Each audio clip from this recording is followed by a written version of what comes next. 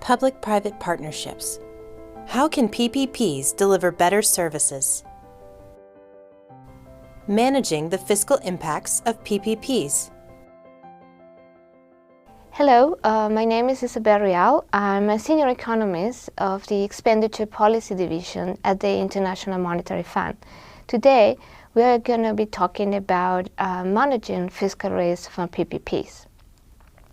PPPs have been used by governments to deliver public infrastructure assets and services for centuries. Canals, rails, ferries, water systems, power networks, and roads were built privately in exchange of toll-raising capacity or direct government payments. More recently, PPPs are enjoying a global resurgence in popularity, given the perception of large infrastructure needs in most economies.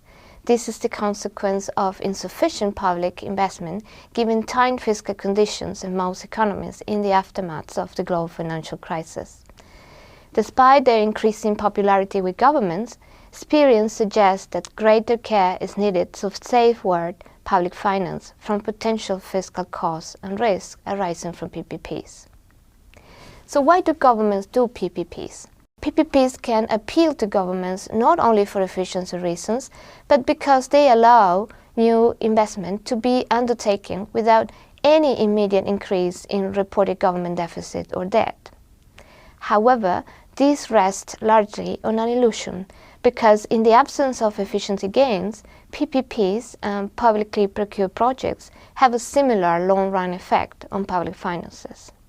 In some countries, the government defers payments, but ultimately must still pay for the full cost of the project. In others, it concedes the right to collect user fees, and therefore it loses revenues that would have collected if the project had been procured traditionally. The private partner would never consciously pay or fund a PPP project. It will provide finance in the expectations that it will be repaid, including a rate of return commensurate with the risk it bears. This PPP illusion, or the misperception of what typically is known as infrastructure for free, encourage governments under pressure to reduce the deficit or debt in the short term to use PPPs, even if, in the long run, PPPs cost more than public procurement. They can be seen much more affordable, even if they are not, creating a bias in their favor. There are many factors underpinning this PPP bias. First, a weak monitoring capacity of PPPs across the public sector, and particularly at the level of Ministry of Finance or budgetary authorities. Second, a lack of integration of PPPs in budget process, medium-term fiscal frameworks, and debt sustainability analysis, meaning that PPPs are typically what we call off-budget operations.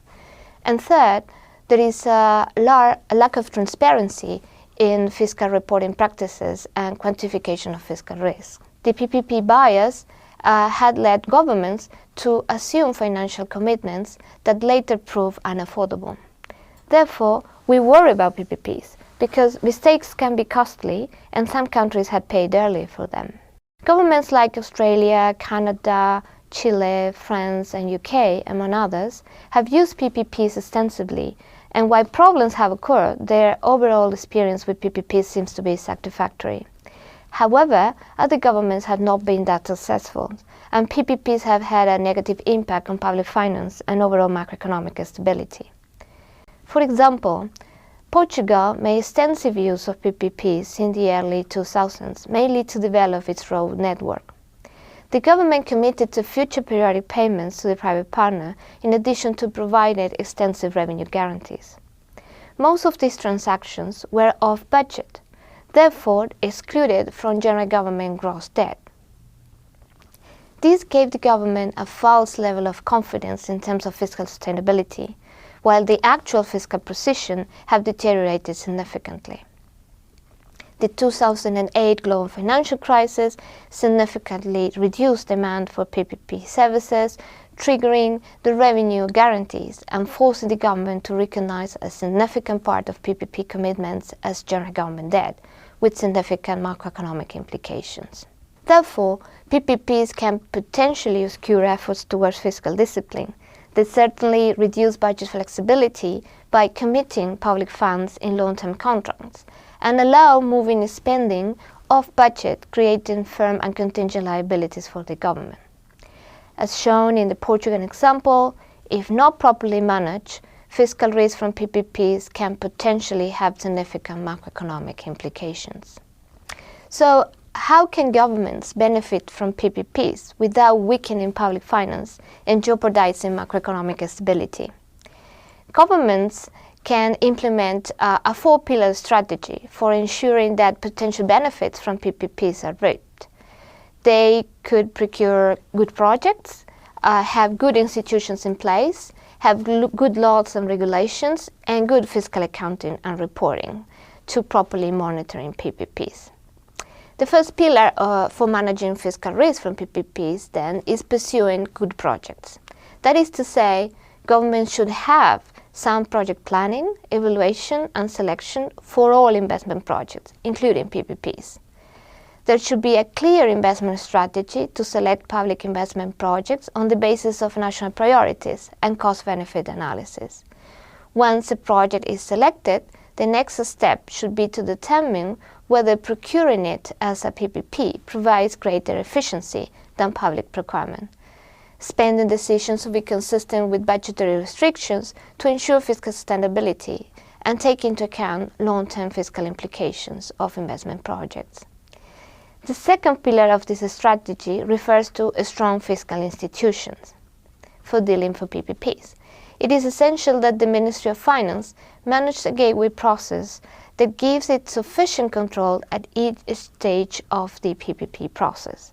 At any point of this process, the Ministry of Finance should have the ability to stop projects that are fiscally unaffordable.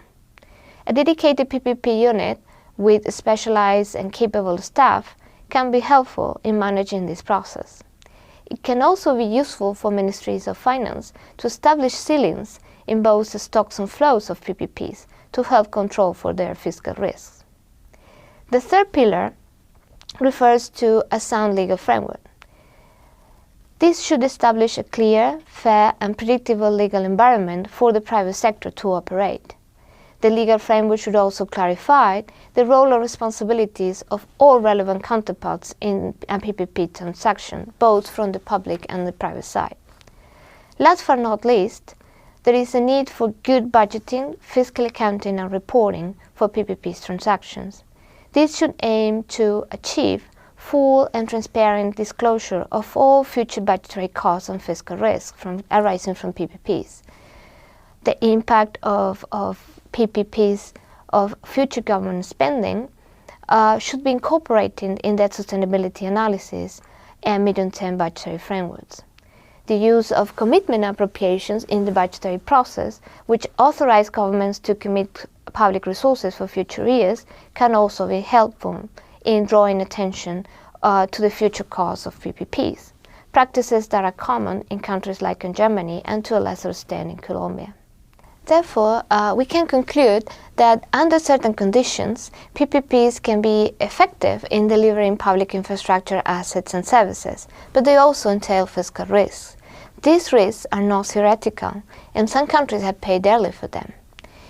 Yet, governments can take actions to manage fiscal risks from PPPs to promote successful outcomes. They can pursue good projects and do PPPs only if they are efficient. They can strengthen their legal and institutional environment and implement transparent fiscal accounting and reporting procedures to adequately monitor them. Finally, reputational risks are important.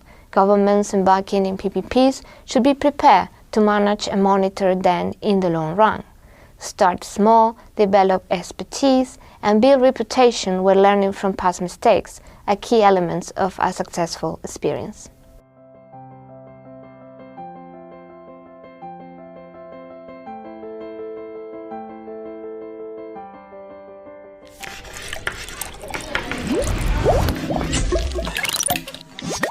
This has been an Open Learning Campus presentation brought to you by the World Bank Group, accelerating solutions through learning.